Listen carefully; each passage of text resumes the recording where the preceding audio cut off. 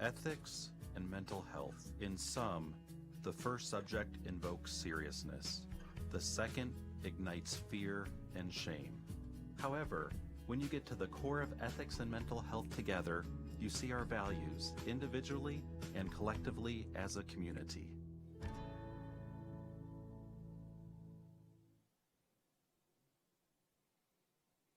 Hello, I'm Ryan Good, President, CEO of Foundations Health and Wholeness. We are proud to present this event every year to celebrate stories of ethics in action in our community and recognize that our values influence our mental health.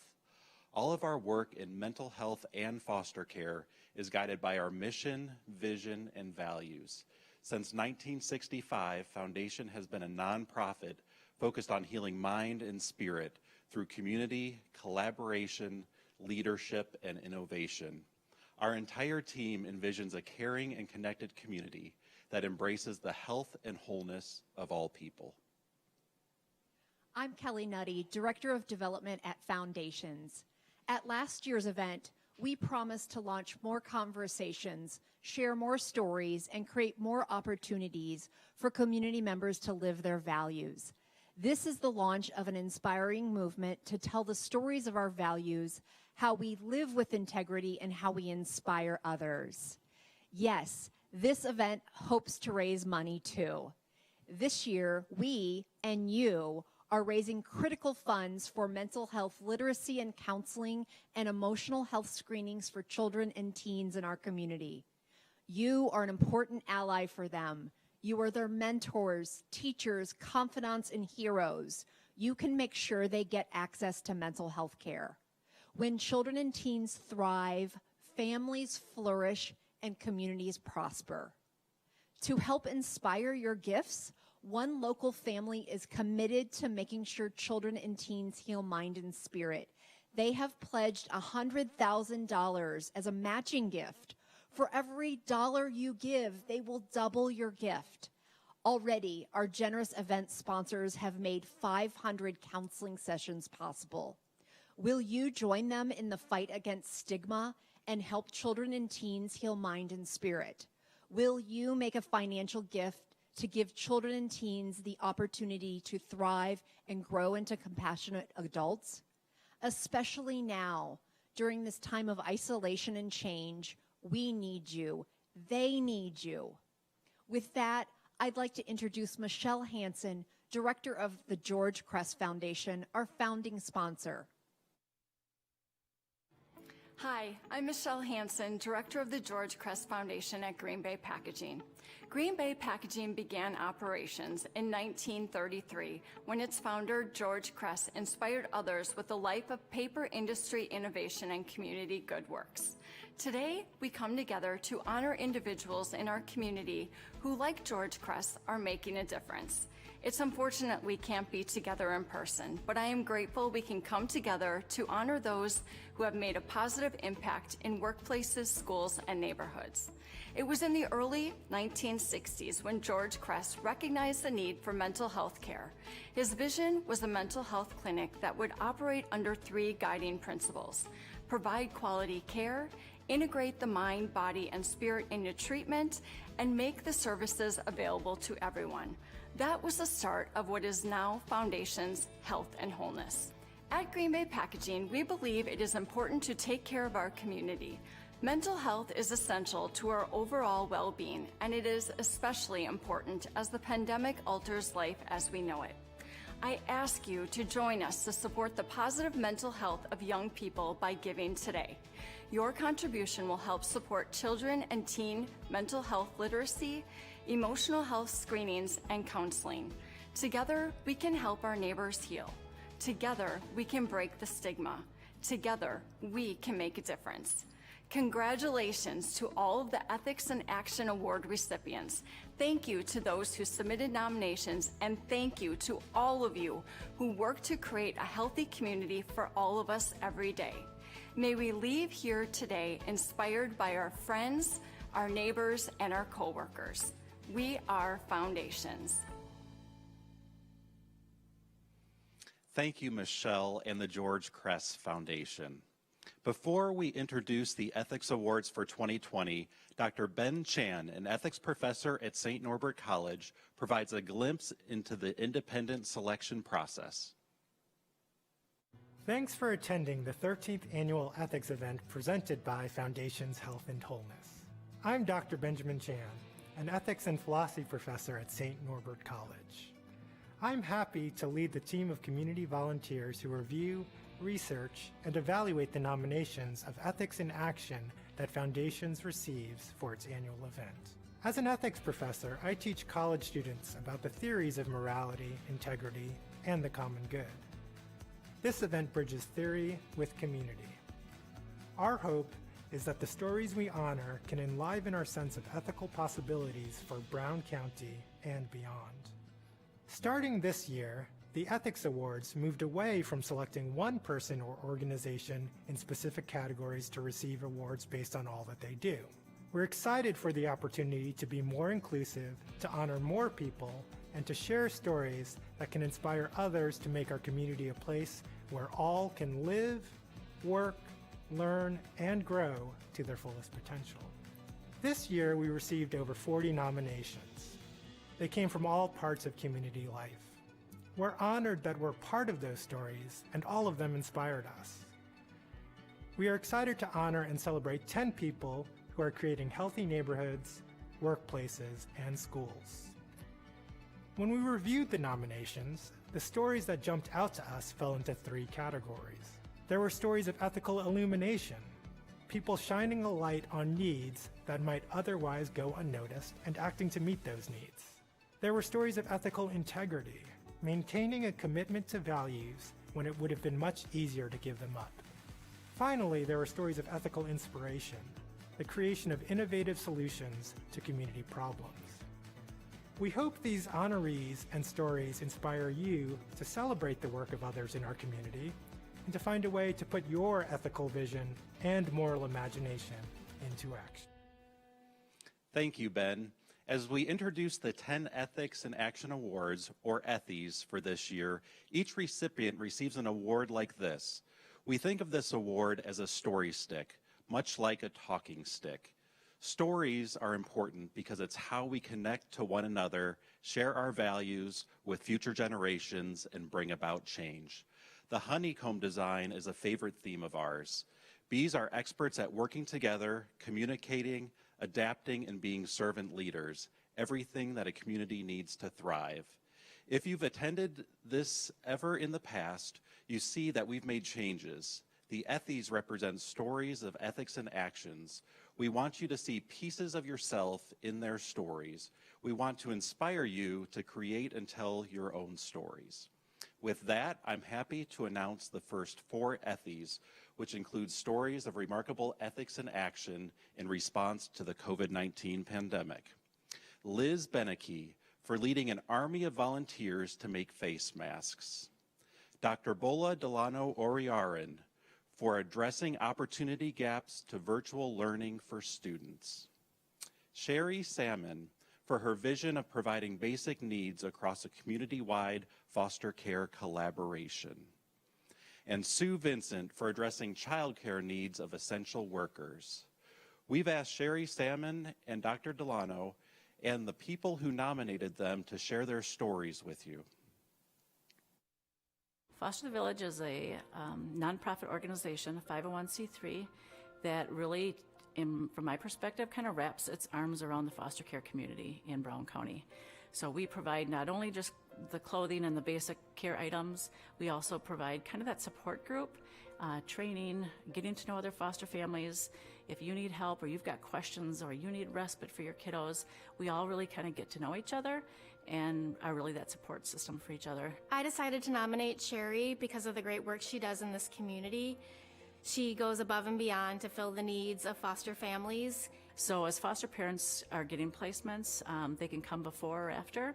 They can bring the kiddos in with them if they want, and then they can pick out whatever items they need. Maybe it's just pajamas, socks, and underwear, whatever that is, just to help them kind of get settled when they first get placed.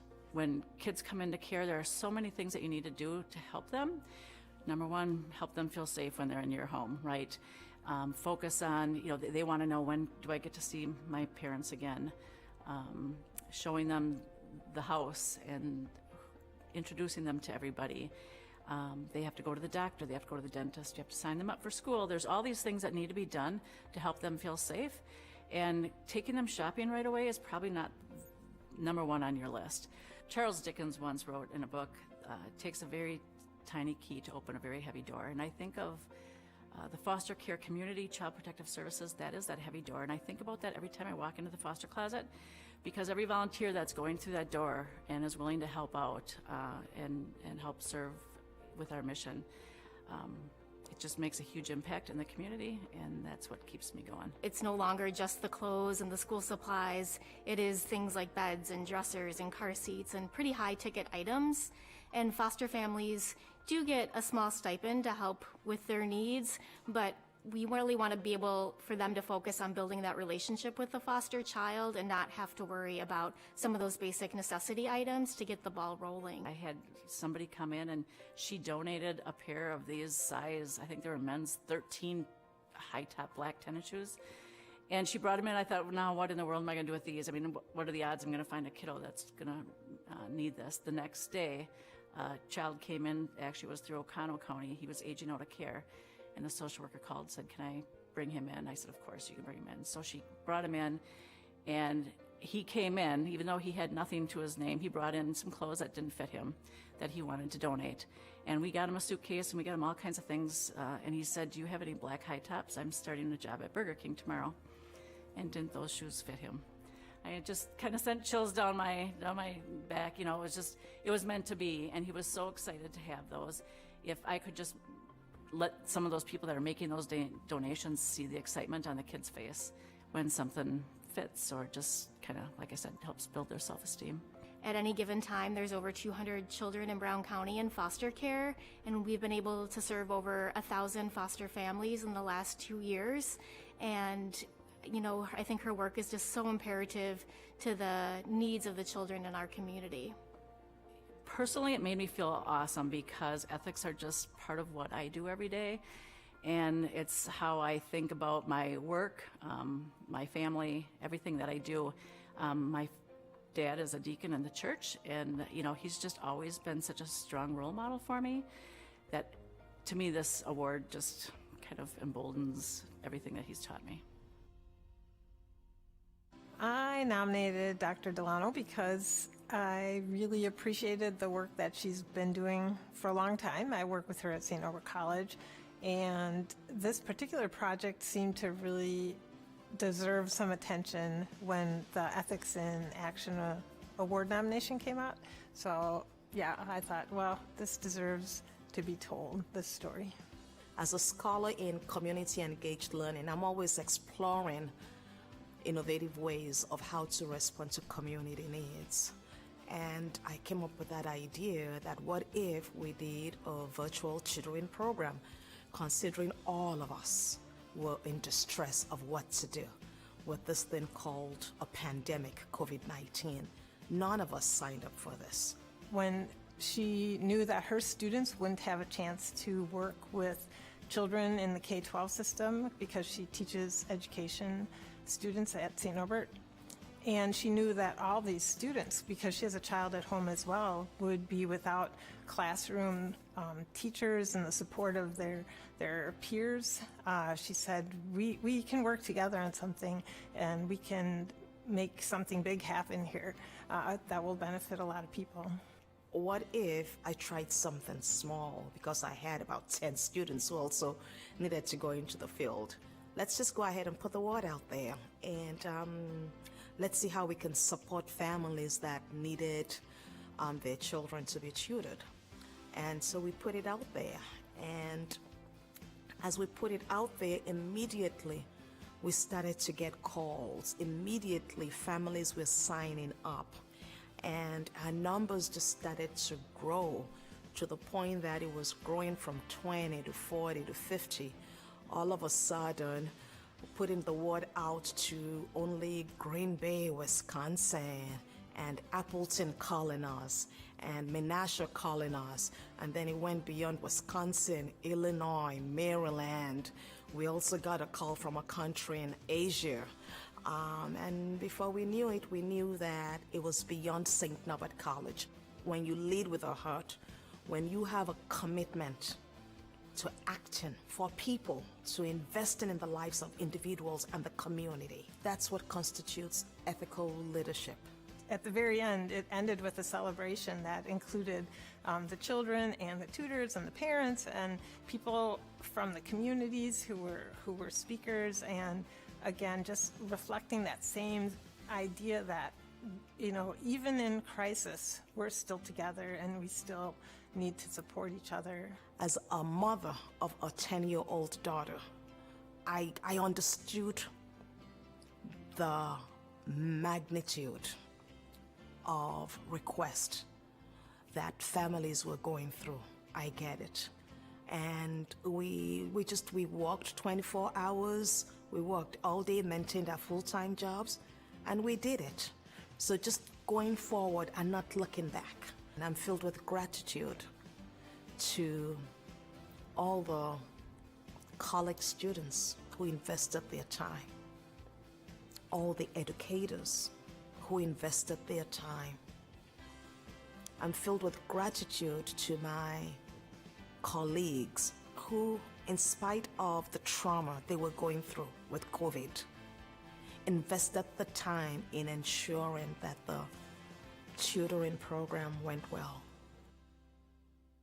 Congratulations to Liz, Bola, Sue, and Sherry. As we are listening to these stories, let's take a moment to recognize all that we are doing to tolerate the discomfort we are feeling in 2020. The COVID-19 pandemic has changed so many parts of our lives. We are collectively experiencing traumatic events. So it's important that we give ourselves room to grieve the loss of our routines and be mindful of reaching out to others who are struggling. I know that everyone at Foundations is strengthened by their roles as helpers in 2020. The events of this year have shown us that our values are our true north as mental health leaders in the community. Smashing stigma, removing barriers, and providing an opportunity to heal are important. This next story by Kate is about all of those things. Kate is a children's counselor at Foundations. She's here to share a story about a little boy and his unique mental health team. Hi, I'm Kate Bellinger, a mental health counselor here at Foundations. I work with children and teens to help them reach their full potential at home, at school, and in their community. Addressing children's mental health needs is essential to their overall well-being and their growth into adulthood. Their experiences in their younger years can have multi-generational impacts.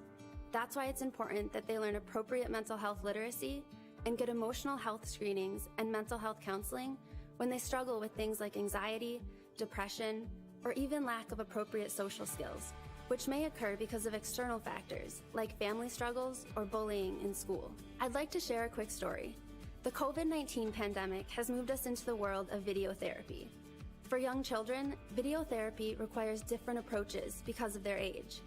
They may have a difficult time focusing and having a concentrated conversation with someone who's not physically in the room with them. We all remember those phone calls with relatives in other states to thank them for presents, or some of you may be having video calls with your children and your relatives who don't live locally.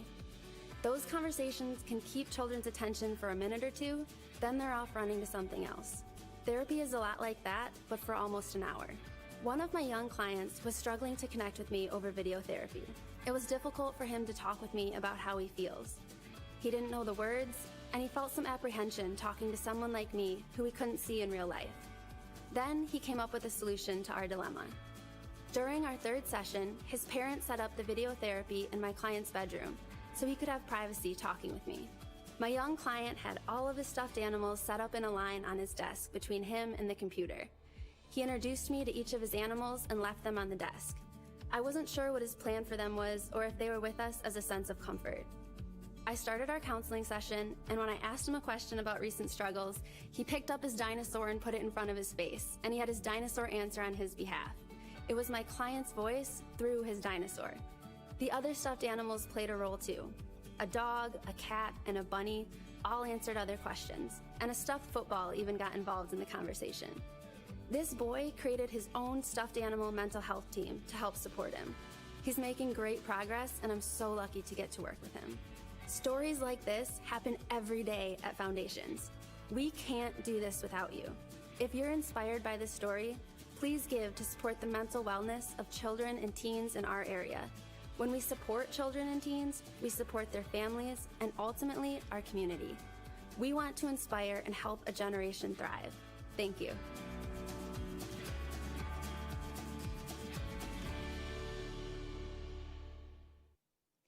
Thank you, Kate, for sharing this heartfelt story and for all of your work helping children heal mind and spirit.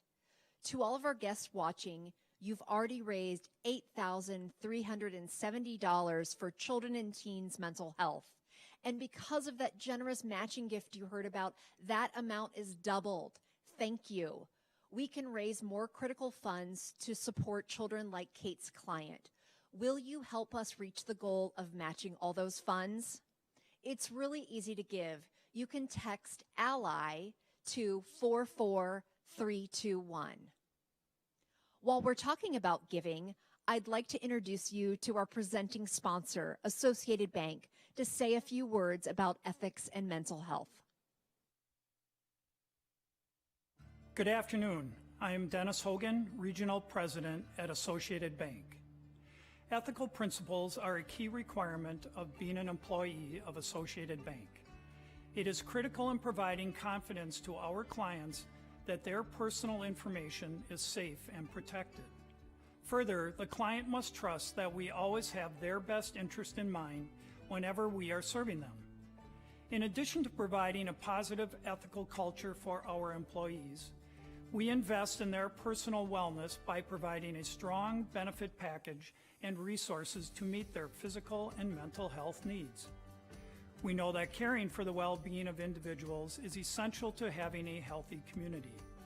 Being mentally and emotionally healthy allows individuals to perform at a high level and achieve the goals they set out for themselves. These enhanced individual outcomes in turn lead to improved community outcomes, reflected in a strong and prosperous economy. Associated is proud to be a sponsor of the 2020 Ethics in Action event.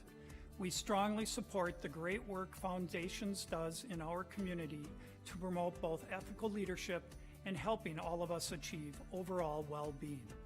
Please join me in congratulating today's Ethics in Action Award recipients. Thank you for all you do to make our community a better, healthier place to work and live. Thank you.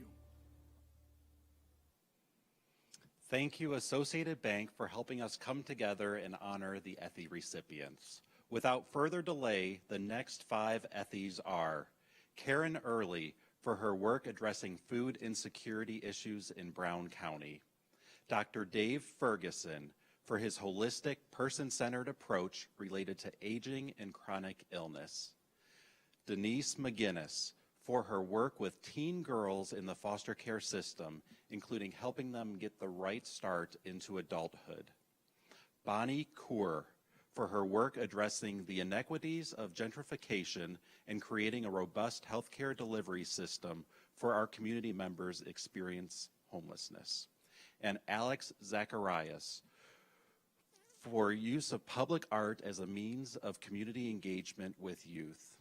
Karen and Alex and their nominators share more of their stories and what putting their ethics into action means for them.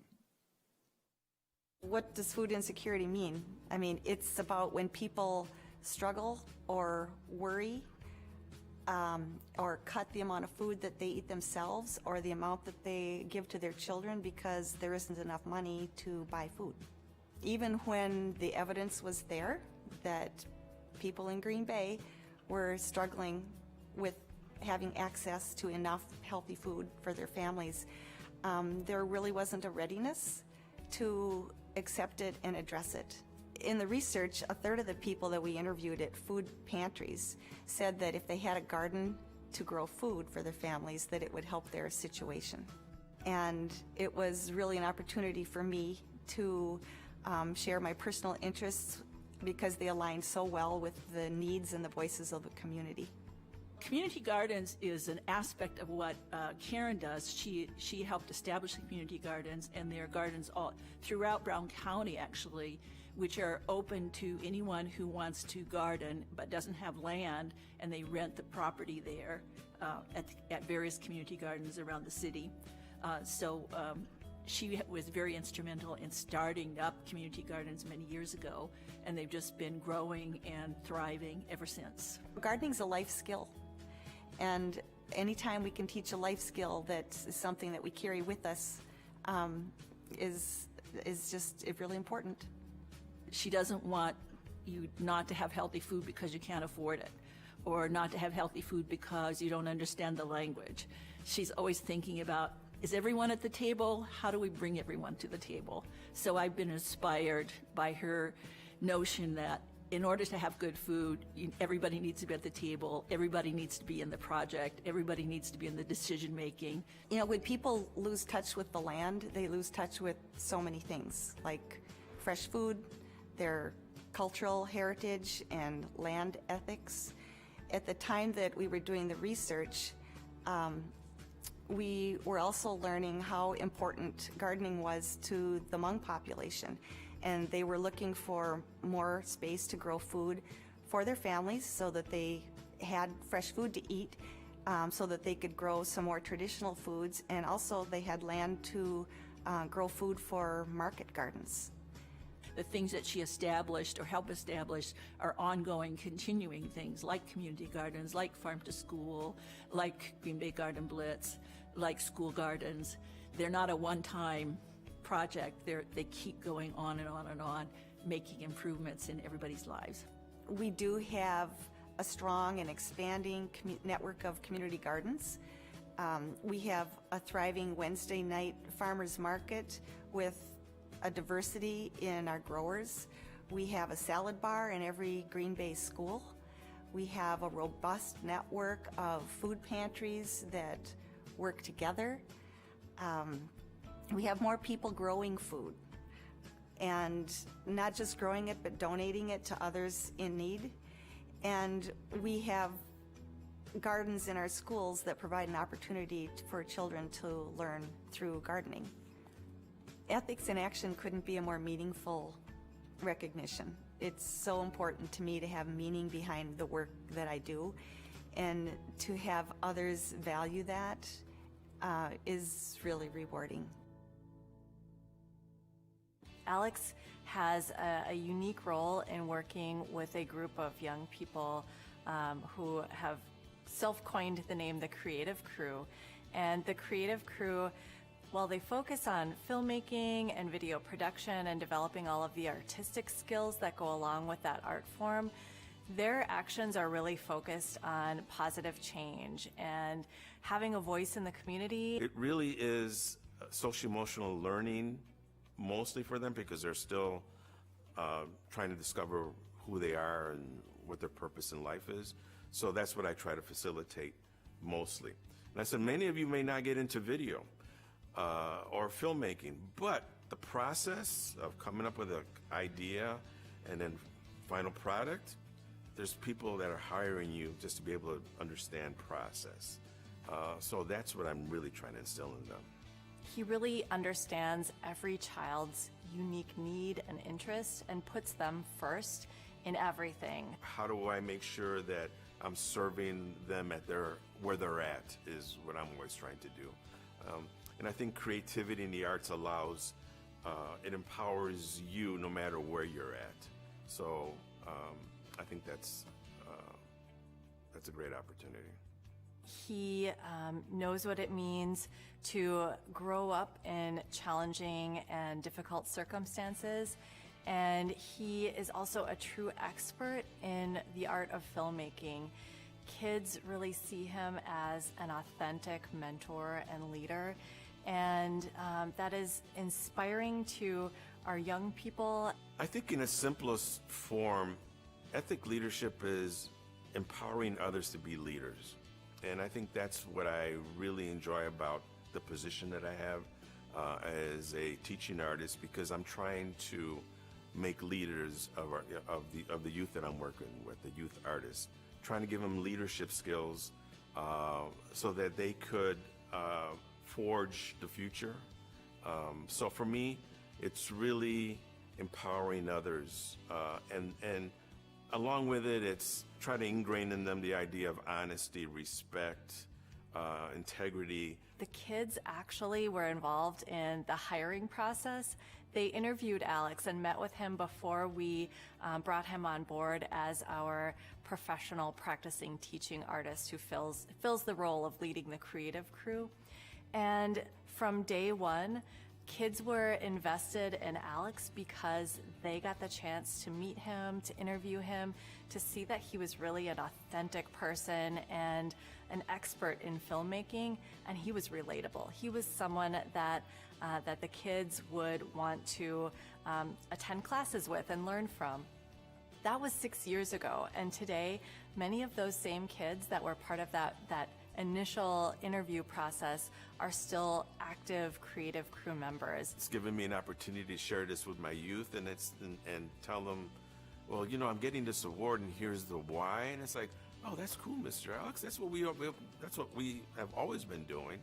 And I said, well, then we all won this award. This is a Creative Crew Award, and kudos to you guys. And we'll get pizzas and celebrate. Congratulations, Karen, Dave, Denise, Bonnie, and Alex. Alex's story highlights the need to support children and teens as they develop their own values and leadership skills. At Foundations, it's our mission to help children and teens feel a positive sense of self. Tyler, a counselor at Foundations, is a gamer, and he uses play therapy and gaming to help children and teens find their wholeness.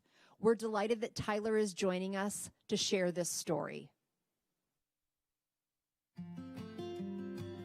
Oh, hi, sorry. I was playing Animal Crossing. I've almost figured out how to grow the blue roses. If you play the game, you probably know what I'm talking about. I'm Tyler Robertson, and I'm a counselor at Foundations, where I work with a lot of elementary school-age children. Mental health therapy with young children is an interactive time. I use structured and unstructured play to engage children to communicate. A child's job is play. Through play, children can learn to listen and work out conflict. I can learn more about a young client within an hour of play than I can through many hours of talk. And from the child's perspective, they buy into play more so than talk. How a child plays during therapy helps me understand the child's struggles when they can't verbalize their thoughts on social skills and behaviors. So, let's get back to Animal Crossing for a minute. I believe that video games can be good for mental health. I frequently use my own love for gaming to connect with my young clients. I like to think of myself as the cool counselor. Because of their structure and interactive nature, video games have been used for treating trauma and depression, as well as a method to address isolation. There's even a prescription video game being developed that's designed to treat ADHD. There's also a positive social aspect to video games because kids talk about the games they play. By doing that, they learn how to communicate appropriately and they find common bonds with their peers. When parents watch their children playing video games, they see the back of their child, hunched over the console, clutching the controller or the keyboard, absorbed in the screen. That's much different than what a child experiences in the world they've entered through the game. They're colorful and full of sound and action. Video games are art, and art has messages. Video games praise and reward. Each one has a different set of rules, different scenes, and an objective way for a player to move from one level to the next. If a child plays different video games, they're learning to work under different guidelines. Of course, it's critical to choose video games with content that's appropriate. Parents can influence the messages children receive through video games by being involved, and enforcing moderation is a good rule of thumb. I talk about play therapy in video games because as a mental health counselor, it's important for me to educate families about what counseling looks like for children. With education, my fellow Foundations counselors and I can smash the stigma that parents may feel about their child needing therapy and give parents confidence in the therapy resources we use. We need you to make this a reality throughout our community. Help us educate families and provide counseling to children in Brown County. Please help us give more children access to play therapy and an opportunity to thrive. And happy gaming.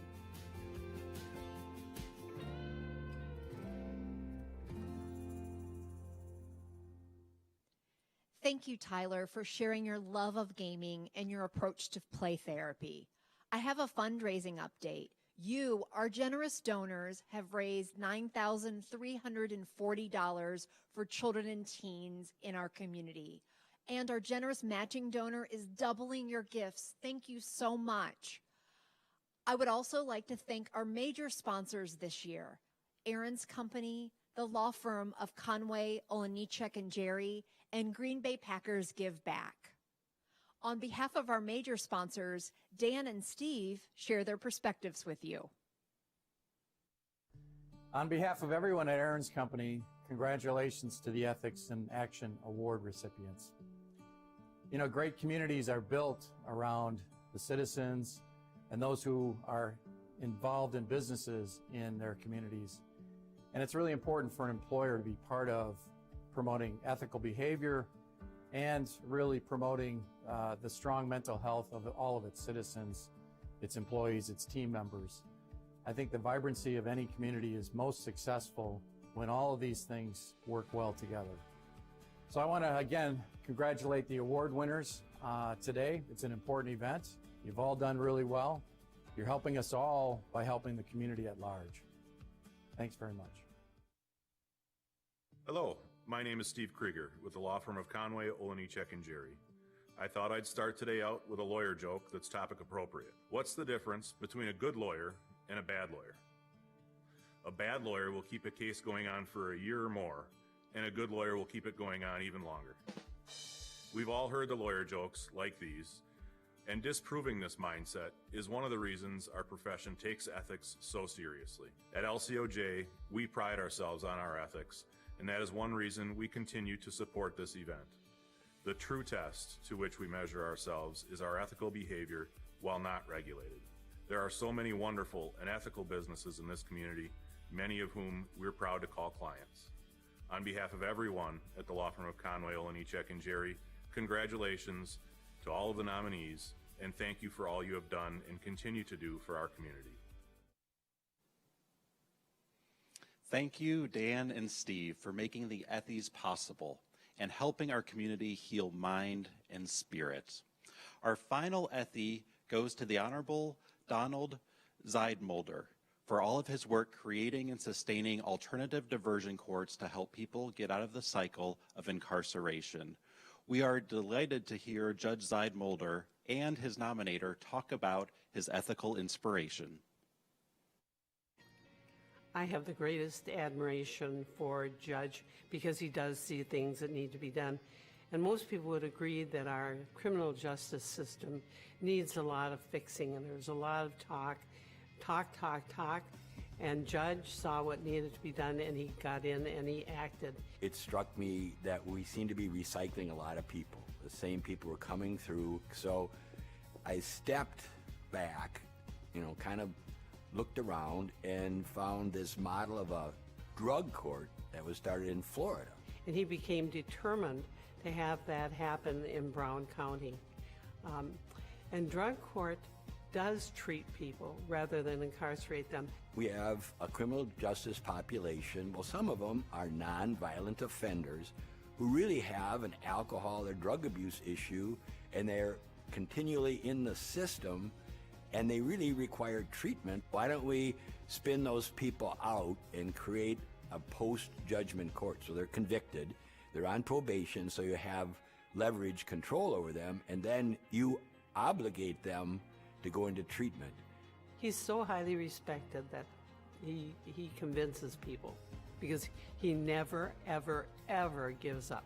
I met individually with every member of the county board at the time, tried to, talk to them the same way I'm talking to you. And then I basically got up and said, I think this is the right thing to do. I think it would be good for our community, but you decide. I'm just a volunteer. You want me to do it, I'll do it. If you don't want to do it, I won't do it. And I cannot tell you how much it meant to me as somebody living in this town that county board said, absolutely, this is something that would be good for our community. Let's do it. We now have 6 treatment courts. So because of this, the realization is that 80% of the people in the criminal justice system either have mental health or drug and alcohol abuse problems, or a combination. So which is the tail and which is the dog? So we now have a heroin court, a drug court, a veterans court, an OWI court, a mental health court, and a family court. We now have over 100 participants in those courts. If you offend and you will end up in Judge Zeidmiller's court, you're going to be held accountable and then some. So people who get through the court are so proud of what they've done, and he shares that pride. We are human beings, I think, not so much for all the negative that we've ever had in our lives, but we really are who we are by the affirmation. So whether it was our parents or a teacher or whoever it was people who told us that we could amount to something, that we weren't a piece of garbage, and that, you know, we had a life to lead. And so in the treatment courts, I've come to understand that that's really the most important thing you can do for a child or an adult, is just to try to point out to them their good qualities instead of hammering them all the time about their failings. My father was the greatest person in my life, and he was the fire chief, and he taught me, you know, you lead by example. You never ask, his phrase to me was, you never ask your men to do anything you're not willing to do yourself. And so, you know, from his example, you know, I've just tried to live up to that model. He's sort of my idol, so I'm hoping he thinks I've done a good job. Congratulations, Your Honor, and to all the 2020 Effie Awards recipients. I echo this congratulations to all of the Effie recipients. Thank you for putting your ethics into action. And what's also exciting is that the generous people watching this event have donated over $9,000 for mental health literacy, counseling, and emotional health screenings for children and teens, and their gifts are doubled. There's still time to donate during and after this event, so the children and teens that Kate, Tyler, and the rest of our therapy team work with can heal and thrive. Before we close, I invite you to get social with us, like our Facebook page, and stay tuned for more stories of ethics in action and another award we didn't have time to share here today. We hope that you are inspired by the stories of ethics in action you heard today, and you are energizing others in your community. Ethics seems like a big word. It appears to require big things from us. Ethics is no bigger than our values, so I leave you with this call to action. Shine a light on needs that might otherwise go unnoticed and help others meet those needs. Maintain your commitment to values even during tough times, and come together to find innovative solutions to community issues. Thank you for being present, and thank you for being you. Today during the Effies, we came together from all corners of our community to honor 10 people for the inspiring work they do to create healthy neighborhoods, schools, and workplaces. We also came together to celebrate each other and raise money for children and teens' mental health. While we are physically distanced, watching this event from our offices and homes, and we can't be together at our traditional in-person luncheon, we are more connected than ever as a community through our values and our stories. At Foundations, we continue to live out our 55-year-old pledge to innovate care to heal mind and spirit. We strive every day to live our core values of ethics, justice, spirituality, joy, relationships, and excellence. As we go our separate ways, we want to remind you that you matter. We are Foundations.